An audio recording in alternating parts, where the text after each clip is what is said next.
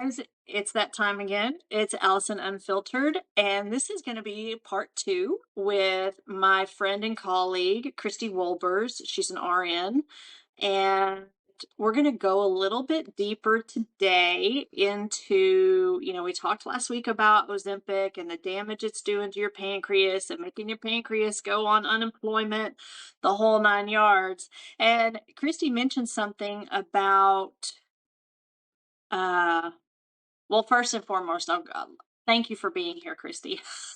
I could just Oh, talk it's my forever. pleasure. Thank you for having me. Yeah, no, I'm excited. You mentioned something about talking about how the relationship between, like your brain function and the dopamine and how all of this works together with insulin and the relationship between insulin and dopamine. Like you mentioned that last week, and we didn't have enough time to go into that. So I want to go into that today. Um, I just think there's so many people that need to hear more about this. And when I have my 19-year-old son, Gage, coming to me saying, he works in a pharmacy and he is saying, Mom, I know you have this platform and I really think you need to be louder about this. You need to say it more often. You need to talk about this more because people listen to you. And he said, these people are ruining their lives and they don't even understand what's coming you know and for a 19-year-old who works in a pharmacy who sees these people come in month after month and pick up their next month's round of Ozempic or whatever they're using, and he's watching their faces get eaten, the muscles in their faces, and it's just it's devastating to him to watch you know so let's dig in, girl. I want to hear this scientific brain and how we can just I don't know, how people can just relate to, what you're saying. That's the biggest thing. I just need people to hear it. Well, and thank you so much for having me back. I'm so excited to be here. When you talk about what Gage sees as they pick up their medication, and their faces, um, insulin has a very direct correlation and impact on dopamine in our bodies, right? So I think I should start with the bigger picture of the sections of the brain and what Okay. they're really in charge of. And then the subsection, which really deals with dopamine, and then how insulin, whether natural or artificial, impacts that. So at any point you want to stop me, feel free, because sometimes you know me. You saw last week when I get on a roll, you know, I just can't help myself when I'm passionate. Well, listen, I'm the same way. So I may jump in and be and say something, or I may just like keep my mouth shut with this one because I think people need to hear what you have to say more than what they need to hear me say. Well, jump in anytime. I Seriously, will, I, for sure, I for sure, conversation.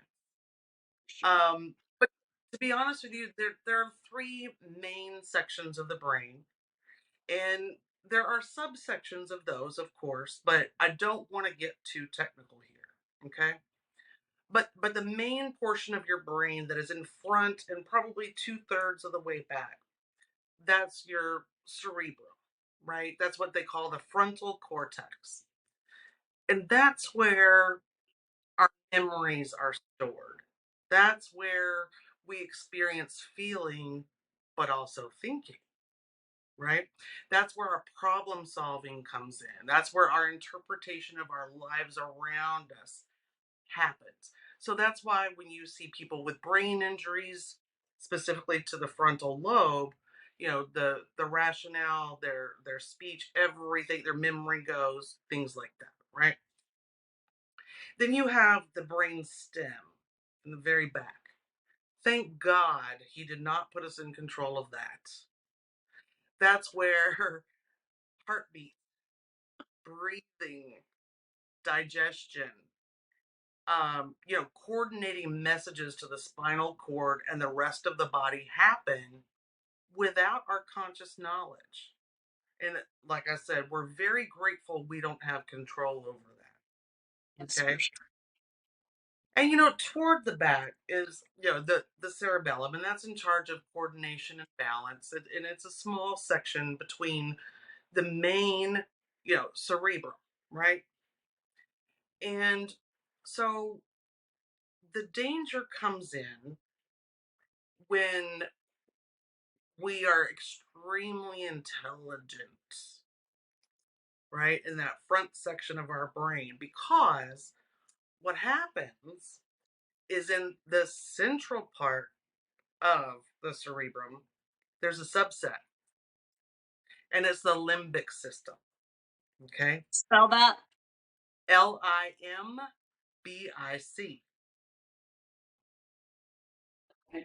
And listen, I'm taking notes because I want to know this stuff and like be able to remember it. So if I look like I'm not looking at you, I'm seriously taking notes. Like I'm on page 3. Oh, no worries. No worries.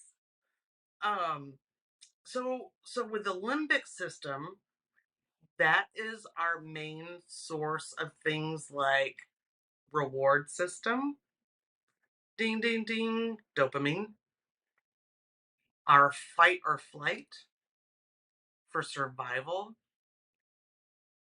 And so if you think of dopamine in terms of rewards, let's just say for those of you with children, a hug from your kids, right? That pays you $25 in dopamine every time you get to hug them and have a conversation. Unfortunately, what happens is when we artificially stimulate dopamine production in terms of addiction, gambling, binge eating, all of those things pay $200 worth of dopamine every time you participate, right? So you're That getting counts this. social media. Yes, it does. Yeah. Literally there is treatment out there at treatment centers for social media addiction. That's why many of them don't allow you to have your cell phone during treatment. That also goes along with sex addiction, right? And access Sure. to artificial stimulation of any kind. Same with Sure. gambling, whatever that looks like. But what happens with this overproduction of dopamine? Dopamine is the go, right? It is the gas of our system. And so when our dopamine levels are high, we feel pleasure, right? Which is why if alcohol or gambling or cocaine or heroin or sex or any of those things pays us in dividends of dopamine, the result of that is all of a sudden, why are we going to hug our kids more? That doesn't pay squat, right? And that's a kind of a side conversation in terms of addiction and what it does and why you see people losing, like a bad country song, right? They lose their house, they lose their car, they lose their wife, they lose their kids, they lose it all. But it's because of dopamine. And it's very important that people understand the different levels of dopamine and how that impacts your decision making process in all things. And that there's a direct correlation between insulin and dopamine. So I will get to that here in a second. But the hard part is the smarter you are, the more your limbic system impacts the frontal part of your brain. So when those dopamine rushes hit, you now start to rationalize behavior that you normally wouldn't, because your brain is one of the most it is the most it's the powerhouse of your body. But unfortunately when it starts lying to you through that reward system, now your frontal cortex, right, your cerebrum, is starting to believe stories through the reward system that just aren't true. Mm. For instance, if I just put another 100 in this slot machine, it's going to hit, right? Reward. If I just do one more line of Coke, uh, things are going to get better. If I have a couple more slices of that supreme thick crust pizza, Chicago style, oh, man, am I going to feel good. And so that's why we do things that are unhealthy for us because our brain loves reward. Who doesn't? Right? Like when we're teaching a dog how to sit, do we or do we not offer treats as a Yeah. mechanism of action to get them to do what we want them to do? Same with kids. Exactly. There's a reward system. But as adults, our reward systems become very skewed based on our life experiences and what we choose to surround ourselves with. I just figured out a name for this podcast. Ooh, do tell. Insane in the Membrane. I love it. Are we going to have any musical accompaniment with that? I love that Oh, song. well, little Beastie Boys. It's like that's what's going through my brain. Like when I'm thinking about this and you're talking about this adult behavior, I mean, it's so true. It depends on our experiences and what we've seen and how we've lied to ourselves over the years. It's so psychological. And we're all messed up. Oh, yeah. I mean, so that's why I'm thinking Absolutely. like insane in the membrane is the perfect name for this. If you don't like it, tell me, but if you're down with it, that's the name. I absolutely love it. It is so perfect because I do believe that every human being on this planet, once they are cognitively able to participate, needs to be in therapy. Period. Because we are all products of our upbringing, whether functional or functional. We are all products of our genetics. We are all products of our environment. And oftentimes, none of those things are healthy. Most of the time, none of those things are healthy. Yeah. I mean, I don't know many of us who had a perfect childhood. I honestly, I know one person. Who? It's a conversation that I've had with a friend of mine who she's in awe of the things that I've been through in life because she just had a very normal upbringing. Like there was no drama. It was mom and dad and always and forever. And she lived in the same house all her life. It's Tamra. So, and her and I were just talking about this the other day. She just had a very normal life. There was no trauma. There was no none of that, you know? And I think she's the only person that I know that that could say that. Well, it's interesting. Because I know my mom is going to watch this. She watches everything I do. So Sure. uh, I grew up, and my parents are still married. Right? Yeah. They've been married for 56 years in March. They live in the home where I grew up in my childhood in the same town that Tamara did. Um,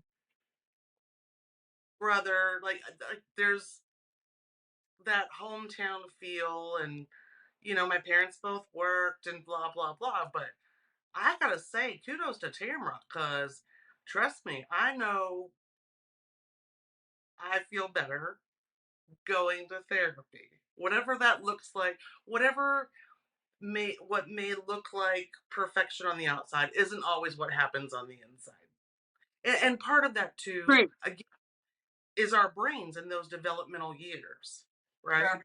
And Sure. Tamara and I have actually shared our grandparents were living next to each other. And we've talked about her memories versus my memories, and they are so different Yeah. based on a lot of different things, including that central portion of your brain, that limbic system, and that reward system. Yeah. So it's so interesting that you say that. She's probably mortified right now because I know she listens to this stuff, but Tamara, we're not saying anything bad about you, we love Oh you. I God, mean, no.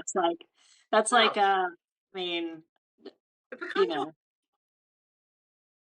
to be able to I don't know, just, we watched, that movie Sound of Freedom a couple of, about a week ago, I gotta take and notes of. that's a whole different subject, but, there's I think there's more of us that grew up with sexual abuse than not, you know, and exposure. So, kudos to the ones who didn't. Uh, they're the lucky ducks for sure. As Absolutely. this Bert, may they rest in peace, used to say, two thumbs up to them, right? Right, right, for sure, for sure. All right, back to it. Yeah, Rewards are they skew our behavior, our adult behavior, and the lies that we tell ourselves, and that's all in. Hold on, in the cerebral, in the subset limbic system. that is correct. Good job, no taker. Good morning, shit. This is good, right? So, with excess dopamine, excess reward, excess stimuli, it's linked to ADHD, it's linked to the binge eating, like I talked about, it's linked to gambling, it's linked to addiction. So, if we focus on the binge eating part, right, which is how most people become overweight, there's an excess of caloric intake, there's not enough movement. And binge eating can look like 5,000 calories in one setting. So people can say, oh, I'm just eating one meal a day. Yeah, you are. Or it can look like 10,000 calories spread out throughout the day, where people say, but I'm only grazing, right? It looks On very jelly different. beans. Yeah. Or whatever it looks like. But that type of behavior is linked to that excess dopamine.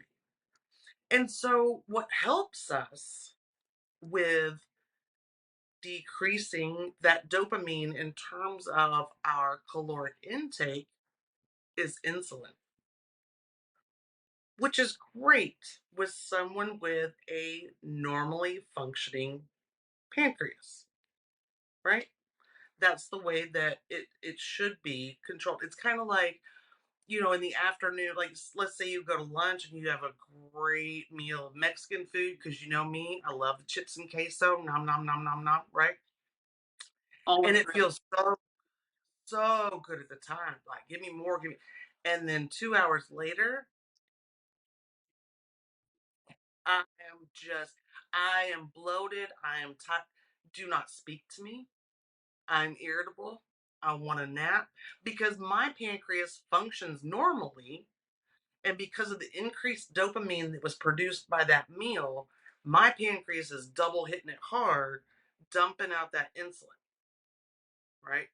So now I feel that dip because it's trying to control all of those sugar and carbs that increased my dopamine level. Yeah. But then we have to ask ourselves, what happens then when we insert, whether orally or injectable, artificial insulin when it's not needed? When our bodies perfectly produce it, we just happen to be overstimulating our bodies with the amount of dopamine that's coming in based on all of those things I mentioned, right? So if we're using food as an example, and we've increased our dopamine level because we're having a celebration and everybody's drinking and eating to excess, right? So we have all this dopamine, we feel great. Our normally functioning pancreases are coming in, they're trying to regulate that, but sometimes it's a little much, which is why we get that sleepy. So now let's look at what happens when we artificially give ourselves insulin we don't need. Okay, so let me pause you. So is that part of the reason that nap 30 happens? But people go eat that big lunch and they get real sleepy and they pass out on the couch because their pancreas is overactive and it's exhausted their body. Absolutely. Absolutely. Interesting.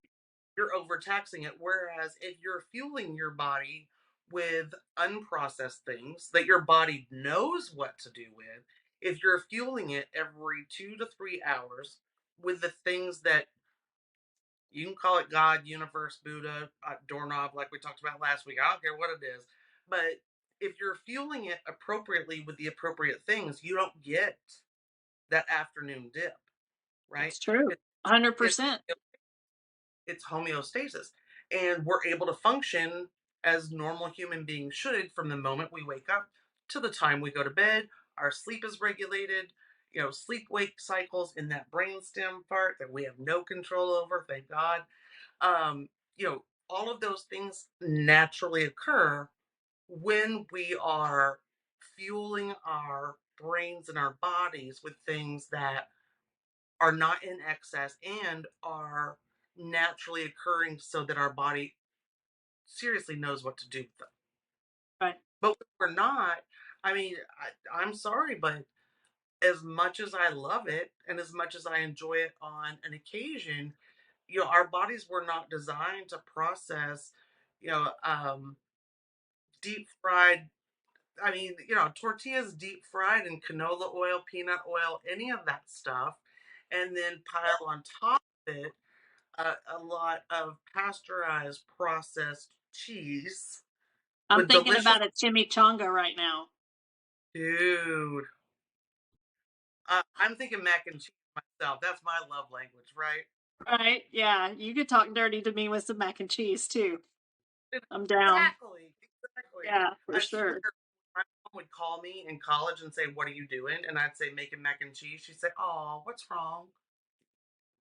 Because I was using it for something other than fuel. And it's not something my body's designed to process or yours. So that's why we get that huge afternoon dip where we either want to lay, like if you're in an office, you just want to crawl into your desk or your cubicle, or you go to the vending machine And you get for some something more. Yeah. to You, wake you you, up, or you go drink some more caffeine, or you make a cup of coffee, or you grab a soda. Yeah. Yeah, yeah. Yeah. Monster energy drink, that'll get me through the afternoon after I just dumped that horrible That's stuff in my body. Let me add some more, and I might go into cardiac arrest. I don't know, but it's worth the risk. I mean, that's literally the subconscious mind saying, I've got to compensate for this. yeah. But then if we look at, okay, so now our dopamine levels are elevated.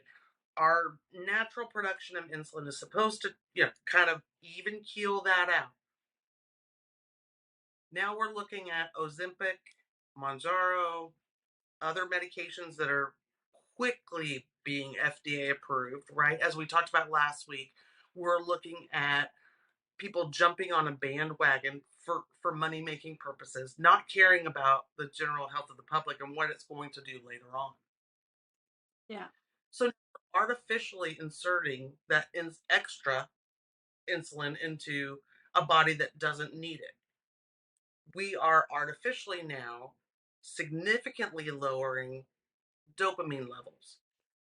And dopamine is our pleasure reward system. Like I said, for folks that don't have addiction, hugging your kids, man, the more kids you got, I guess that's why the Duggars love it so much. They got 19 kids, so $25 a piece with those hugs, that's a lot of money in dopamine. So now you're artificially inserting insulin into your system that's artificially significantly lowering your dopamine. We are looking at a lot of people who think that they're going to find happiness quickly in fast results with, let's say, a single digit size close. And the faster they achieve that, the happier they think they will be. But meanwhile, this drug is artificially significantly lowering that dopamine. So even when they get there, they are not happy people. They're You like, know, I thought this would bring me happiness. yeah. Because it's not just about being skinny, it's about getting your body healthy. And this is not a getting your body healthy process. It teaches you to not eat, not fuel your body. But when you do, you're putting shit in your body because it's the only thing, because mac and cheese is the only thing that sounds good to you because everything else sounds disgusting because it's triggered something in your brain to tell you that even the smell of food makes you sick, Right. you know? It And literally tricks you to thinking that food is evil. And to be honest with you, I don't care if it's mac and cheese or what. Like, there's really no evil food. It's what we attach to it and how we interpret the internalization of it. Like, you and I both know, given what we do as health coaches, we have a cheat meal once a week. I sure, don't eat nearly the amount of chips and queso I used to would have because I start feeling ill. Like, I really, I don't feel good because I'm listening to my body and right. I'm being mindful. The taste on the tongue is great, and then all of a sudden I swallow it, and 4 bites later I'm like, oh no, no, no, no. Oh my gosh, that just gave me a visual. Gage brought home these cookies from the pharmacy the other day. They sent them home and they were these like, I don't know, hospitality ER came to visit them. They were these like watermelon flavored cookies. He's like, "Mom, you got to try these." And I'm like, "Oh, I don't know about that." I was like, I took a bite of that cookie and I started chewing it and literally went over to the sink and spit it out because I was like, first and foremost, this is nasty. Second of all, it's not worth the calories that's going to go in my body if I swallow it. So I'm out. I just spit it in the sink. And I've even had a friend of mine tell me, like, he was like, I wanted a donut so bad that I put the donut in my mouth like a bite and I chewed it up. My mouth is watering talking about this. But chewed it up and then spit it out. I'm like, yeah, but all that sugar got in your saliva, you know? I mean, you still, even though you didn't swallow it, it was still there, you know? I just, so that just, that gave me a visual of like the taste on the tongue is there, but that's all you're getting out of it. That's And it. that's why, yeah. And that's why I tell people, like, at the end of the day, you have to eat to live and not live to eat. Right? Correct. That's the biggest thing that we preach because at the end of that sitting or meal, the end game is that you're full. At the end of that meal, it doesn't matter in your head or in your mouth how you got there. You know, it really doesn't because you're not thinking about that. All you're thinking about is, okay, I'm full now. And not to mention, we don't do portion control well, right? And we overeat. We don't stop eating when we're full. Like, and that's what we Well, teach you too, is that portion control. oh, we absolutely do. And it's more food than I thought it would be, right? But, growing up in the same town that Tamara did with two hardworking parents who are still married and all that fun stuff, I grew up very poor. And I was taught that you're full. I love you, mom, but I was taught that you're full when your plate is clean. Yes. I didn't know to listen to my body. I knew the visual of a clean plate. So if we're taught that, and now we're going to places like Olive Garden with unlimited soup salad plus then your tour of Italy or your unlimited pasta when they have that or lobster fish, like I don't care what restaurant it is, the portions are ginormous. And Yes. if you're still of the mindset that, well, I'm not full unless my plate is empty, you leave physically miserable. Yeah. And it's funny, my mom has a saying that she grew up with that my grandfather taught her. And of course, my mom's skinny as a rail and, 5'4", 100 pounds soaking wet. But he always used to tell her, a lady always leaves the last bite on her plate. So my Ooh. mom has always grown up leaving the last bite on her plate. And I've never heard that anywhere else. She's always told me that. I always clean to my plate. I've always had a healthy appetite, all the good things, right? But we grew up on we grew up on Mrs. Baird's cinnamon rolls, Fruit Loops, Yep. cut out Pillsbury cookie dough rolls, shake and bake, Kraft macaroni and cheese, and Del Monte green beans. I mean, that's what, and pork and beans, Vandecamp's pork and beans. I mean, that's what we grew Pork up and on. beans. Yep. Girl, and then my mom would take those pork and beans and put mustard, syrup, and ketchup in them. Oh, because it doesn't have enough sugar already. So, I mean, like it's so much of what we learn, but I think the difference is we could eat like that 30 years ago because we were outside and we were active and we were riding our bikes all day and our bodies burned all of that off that we ate, right? And that's why you didn't have a lot of overweight kids. But Well, now, and sadly, I was one of those obese kids, man. I was the obese band geek nerd, blah blah blah. You can ask Tamara. I was the fat kid. When we moved to Jacksonville, that's when I stopped being a runner. I used to be a runner, okay, and I to be tall and a bigger girl, but I didn't get fat until my movement stopped. But I kept eating what I was eating, and I right, made sure that clean. But that reward system, man, when I first moved to Jacksonville and I didn't have any friends and I was making sugar cinnamon toast with butter, right? good stuff. Nom nom nom nom. It was my friend until it wasn't. Just like Yeah, alcohol can be your friend until it's not. Just like yeah. any other addictive property, right? And so our brains are extremely powerful in this process.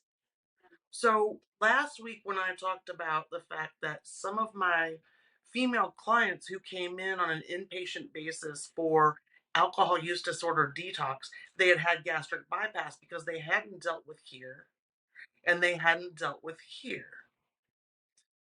That's the importance of therapy, but it's also the importance of mindfulness and reteaching our it's behavioral modification. What you and I do on a daily basis now, it's not a diet. I swear No, if people call it a diet or a fad diet one more time, I might wind up on Discovery ID. Because it drives me batty. It's actually a lifestyle that we were designed to live, but without deprivation, without artificially putting anything that's not plant root based in our system, right? Our body recognizes the supplements we use, our body recognizes the foods that we eat. But when people are taking artificial forms of insulin or artificial forms of medication that alter the way that their pancreas works, they're impacting their brains in a huge way, but they're not changing there's no behavioral modification other than I can't eat, so right. I'll lose. Well, and like the lady that I talked to today, she's like, "Oh, my doctor put me on a plan." I said, "Oh yeah, what's that?" And she goes, "He put me on Ozempic." And I said, "Tell me how that's a plan." It's a drug, That's it's not that a plan. Yeah, that it's not a plan. Let me tell you, when the doctor I had offered it to me, here's what they said to me. It's a shot. You're going to take it once a week. You're going to come in once a week and get it, but make sure that you don't eat anything like greasy or fatty with it, or it'll make you sick. That's it. That was the plan. It wasn't you need to work out because it's going to eat your muscle and your body's going to need to, rebuild that muscle on a regular basis. And then once again, that defeats the whole purpose. I think we talked about this last week. That defeats the whole purpose because you don't have enough juice to be able to work out to build that muscle because you're not giving your body enough nutrition. What people don't realize is when you're working out, you need to eat as many grams of protein as you weigh. Like, that is like the accurate, like, if you're truly trying to build muscle, so for a Yes. 150-pound woman, you need 150 grams of protein a day. That's a lot of damn protein, right? Yes, it If you're trying to build muscle and you're working out, all you're doing is depleting yourself if you're on Ozempic or any of these products, any of these drugs. and you're in That's constant calorie deficit. So it's eating away your lean muscle to try yes. to survive. And so when you stop these injections, when you stop the oral meds, you you now are not artificially, your appetite is not suppressed. Like we talked about with the Phentermine, you know? And Yeah. here's the thing, what most people don't realize, the reason people gain weight back very quickly after they lose it, once you create a fat cell, it takes 10,000 We talked about that last week, the fat cells. it, Yeah. it's sitting there. So for all of you folks who decide you want to try the artificial means and mechanisms of losing weight, I have no doubt that you're going to drop some pounds. No doubt. That's scientific. It's how it works. But I want you to think about long-term impact on your body and brain, and I want you to think about sustainability. Because at the end of this, when you're done, when you finally stop taking it, you've reached your goal, you've not learned squat. You haven't. All your body has learned is how to rely artificially on what's been put in it. And now your pancreas, like we talked about last week, it like you're knocking at the door like, hey, the alarm's going off. You want to get up? They're like, I don't really feel like working right now. Not my thing. I've been on unemployment for a while. So, you know, you're really running the risk of your brain, the hormones and the all of the systems that work together to make your body work as a well-oiled machine. You've taken that ability away for so long, it's inevitable that you're not only going to gain your weight back, but now you may develop type 2 diabetes. Just And don't if we're understand talking why doc what? Go ahead. No, but if we're also talking about the fact that insulin does decrease that dopamine, right? If we're artificially increasing or adding insulin to it and we're decreasing that dopamine, how many clients are we now going to have? How many patients are we going to have who are in a size 6 for the first times in their lives, who are going to their physician saying, "Yeah, I reached my goal weight, but I'm crying uncontrollably. I have absolutely no zest for life." Technical term for that is anhedonia, by the way. I no longer enjoy the things I used to. It's not that I'm suicidal, but do I have thoughts of, if I weren't here, would things be okay? Yeah.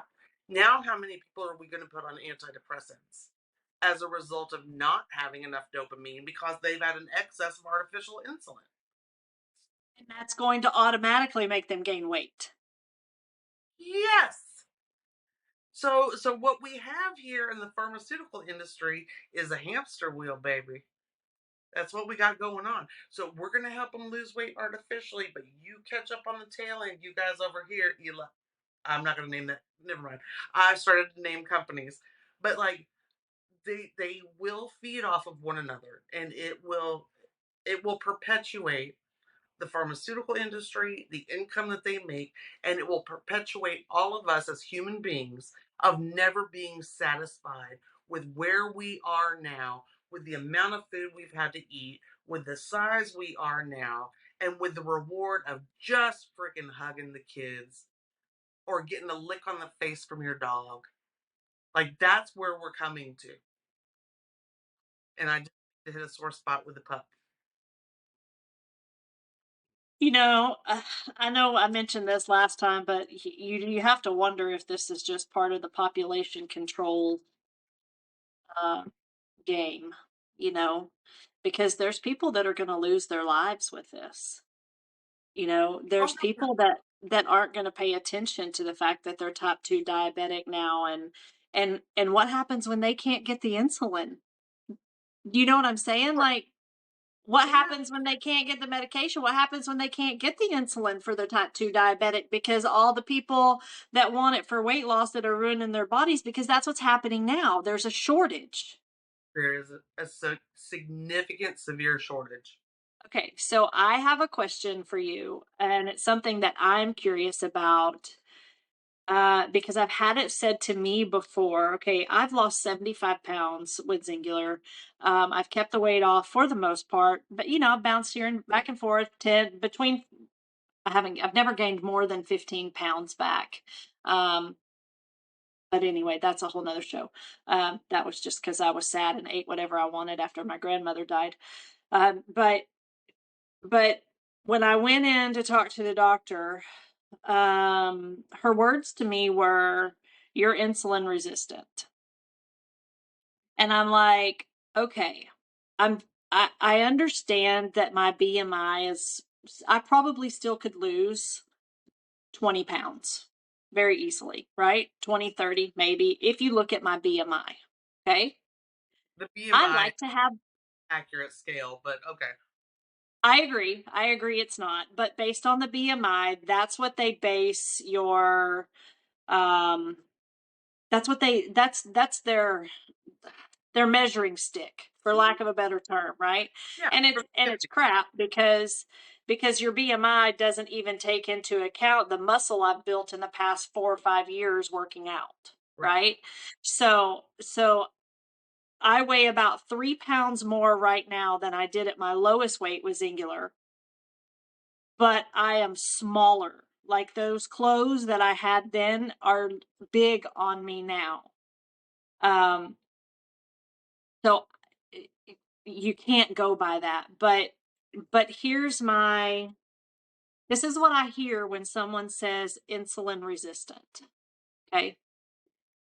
I hear you're overweight, you're eating the wrong things, and your body is not processing the food like it should, which is causing your body to not produce the insulin that it needs to produce.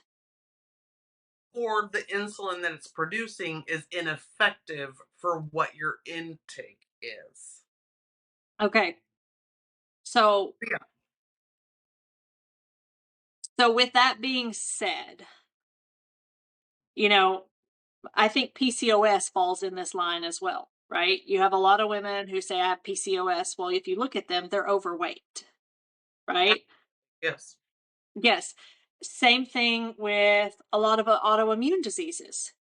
If you look at the people that have autoimmune, now I'm not saying everyone, but the majority that Right. have autoimmune are overweight. And what people don't realize is that if you would just put the right things in your body, lose the weight in a positive, healthy manner that will take longer than injecting crap into your body that's going to ruin your body. But if you would just lose the weight, the insulin resistance would go away. The autoimmune issues would go away. The PCOS would go away, right? I mean, am I off base on that?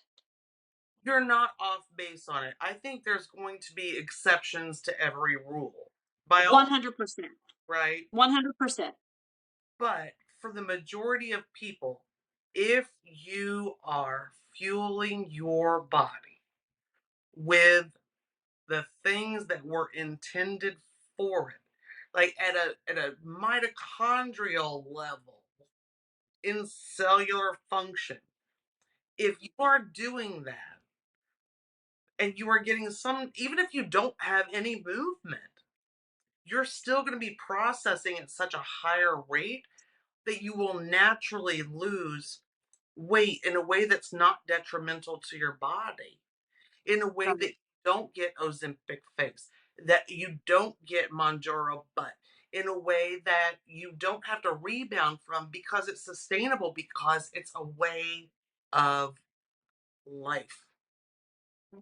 Yeah. Like And anything it's you have to. I once heard that the maximum amount of ingredients in any food product that you should put in your body should have five. And this was way before Xyngular, right? I don't even know if that's possible these days because everything is so processed. That was way before Xyngular. And then he said, ideally, the ingredients list should be one, i.e., tomatoes, lettuce, Mm, even beef, chicken, mhm. shrimp. Like one one ingredient. Combine them all. Yeah. Zucchini, squash, broccoli, asparagus, all of those things. I realize that Doritos is one word, but check out the No shit. ingredients from it and please pronounce half of them to me. I don't Well, care if and it's like Cool Ranch or not. the other thing too is, and I love me some Doritos, but I rarely ever, ever eat them. But the other thing too is like it's moderation. It's not just like because some people are like, oh well, I'm just gonna go on this raw diet. I'm just gonna eat fruits and vegetables. Well, baby, fruit's got a lot of sugar in it too, and if you're eating a whole lot of fruit, you ain't losing any weight. A banana has just as much sugar in it as a Hershey bar, Correct. you know? It's just different sugar, but it's still the same amount of sugar, and your body's still gonna process it the same unless you are a marathon runner, Right. right? So, those of us that love bananas, like, okay, here's what blows my mind. Weight Watchers, okay? You know Oh, how they the keep people point for so long? What? the point system. I'll The tell you point system, but that, but go ahead. bananas are free. Well, why do you think they're free? You can eat as many bananas as you want to a day. Why do you think that is? Because they can keep you longer. Why do you think 2 to 4 pounds a month is their goal? Yes, you may still be losing weight, but is your body actually utilizing that stuff? It blows people like, "Oh, no, I'm gonna go do Weight Watchers." I'm like, "Oh, girl, you mean the one that tells you to eat bananas when bananas are just as high as a Hershey bar in sugar?" Like, Well, and when they first came out with the point system, they told me, because I was there. I've done Nutrisystem, Jenny Craig, Weight Watchers, Medifast, all anything but weight loss surgery. I've done it. Okay, I can talk yeah. to you about it. But when they said, and this was a lot of points because I was a big girl, right? They said you get 26 points. And you can bank them. Like if you have a wedding coming up, you can bank them all for that. I was like, oh, snap. Okay. How many points are a piece of wedding cake? And they're like, oh, 6 points or whatever it was. And I all of a sudden became a mathematician. I'm like, so weird. Okay. So if I cut out this, and this, I can literally have half that cake this weekend. Oh, yeah. And I was just like shoving my face with it, going, well, Weight Watchers says it's okay. It's not okay. It's not. And I think that like we talked about with other stuff, it's the majority that that spins it. Do you know what I'm saying? There are some people that are smart about it and they do it in moderation and they do what well with Weight Watchers. I have a friend of mine, Melissa, that's done great with Weight Watchers. She's done a great job for herself, and I'm super proud of her. Um, and that's just what worked for her, but she was smart about it. There's so many things out there that if your plan does not have you eating in moderation, eating certain things in moderation, you are on the wrong plan. Period. End of story. And the example I just gave with Weight Watchers, I promise you, I'm not knocking their system because it does work for people. But it's a perfect example of what happens. Look, I'm no Einstein, but I graduated third in my high school class, right? I'm a fairly intelligent human being. But it brings it back to my previous first point. The smarter you are, the more the limbic part of the brain, when it gets that reward in, starts calculating up here. Okay, how can we do this? No, no, no. Yep. So, so yeah, there does it work for some? Absolutely, absolutely. I have no doubt about that. Well, so the moral of the story is, because we're getting close to Dar, needing to end, but the moral of the story is, what would you say the moral of the story is? how about this? Eat to live. Don't live to eat. And don't put anything in your body that doesn't belong there, whether it's the list of ingredients on the Doritos or artificial insulin that's going to impact every major organ system that you have because your body doesn't need it. What your body needs is real, healthy food. That's it. Yep. Yep, that is the moral of the story. But also know that there's times you're going to be a human being. You're going to go to a party. You're going to have some drinks. You're going to have some Doritos. You're going to eat the cake. You're going to do all those things. You're just not doing it every damn day. You know, and that's the difference. I was doing it every day. That's why I was 252 pounds and a size 20 when I started this. Girl, I love you. I know it's not a competition, but I was 305 and a half and a size 26. I get it. It wasn't a bite of mac and cheese to go with, my healthy Oh chicken. no, it was the whole pan. Uh, Baby, when it says family size box, I'm like, what family? Cause it's one box. I'm one person.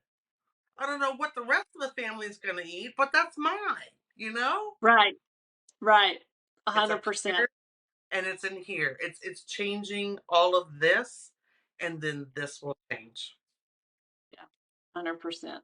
Well, listen, I appreciate you bringing the scientific piece to this because I think it's very important for people to understand that relationship between dopamine and insulin. And it's scary. It's really scary that God gave us the ability to manipulate like we do. And that's what it boils down to is we figured out how to manipulate our brains, and that's just scary, you But know. he also gave us free will. And when we're He did. willing to look at the facts, we can make the right choices. It's up to you. Yeah. Well, and it's true. Like I said to someone today that told me that they're on Ozempic, their doctor has them on a plan. I'm like, please watch my podcast. Please watch what my friend and colleague Kristie says because knowledge is power, and you don't know what's coming down the tracks. So, I thank you guys for listening. Kristie, thank you for being here. Love you to pieces. thank you. And if you guys think of something else you want us to talk about, let us know because we'll be happy to banter all about it. This is definitely unfiltered. There's no holds barred, and we're gonna say what's on our mind. And if you like it, keep watching, share it with your friends, and if you don't, just move on. It's all good. Or So research it and then you will like it. yeah, there's that too. Yeah. All right. Well, thank you, Kristie. I appreciate you so much. You guys can find us on Spotify, Apple Podcast, Google Podcast, YouTube, Allison Unfiltered, all the good stuff. Peace out, homies. See y'all later.